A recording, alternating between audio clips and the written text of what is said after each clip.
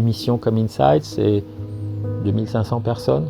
Et l'instrument qui fait le cœur de la mission, donc le sismomètre, c'est à peu près 150-200 personnes qui sont dans des laboratoires ou dans des agences spatiales, plus tous nos sous-traitants industriels, donc c'est finalement 300-350 personnes qui ont travaillé. C'est une grande famille avec tous les métiers, toutes les compétences et toutes les particularités des membres de la famille.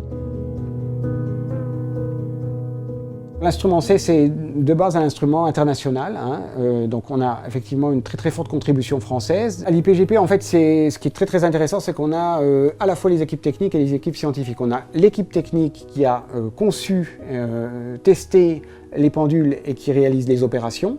Et en plus de ça, on a les équipes scientifiques. Et c'est très intéressant d'avoir les deux parce que quand vous avez des données, vous ne pouvez pas les interpréter correctement si vous ne savez pas comment l'instrument qui les a générées a été conçu. C'est une mission scientifique, donc on a des scientifiques, des chercheurs, des enseignants-chercheurs, des étudiants, des postdocs.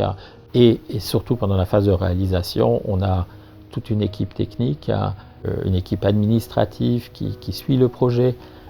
Et ce qui est vraiment important, c'est que dans toute cette équipe, le meilleur de chacun doit être présent tous les jours. Ça a été vraiment beaucoup de travail. Altitude 50 meters, constant velocity. 37 meters, 30 meters, 20 meters, 17 meters, standing by for touchdown. Touchdown confirmed.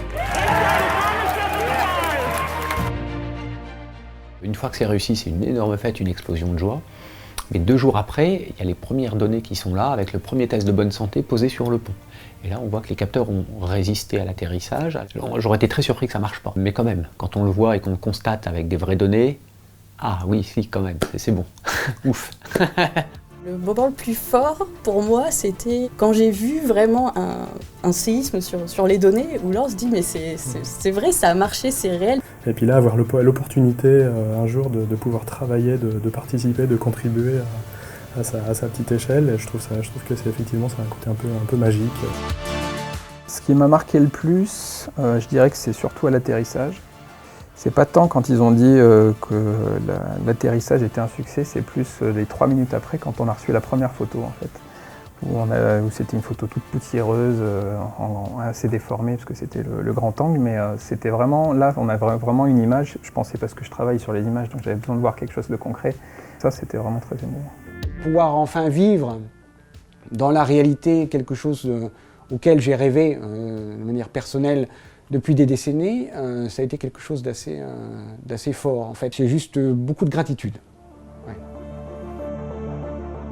Tous ces gens qui sont partis en mission, qui travaillaient de nuit, qui travaillaient les week-ends, eh bien, on leur a enlevé un peu de temps avec leur famille. Donc le succès d'une mission, c'est aussi celui des familles qui les accompagnent.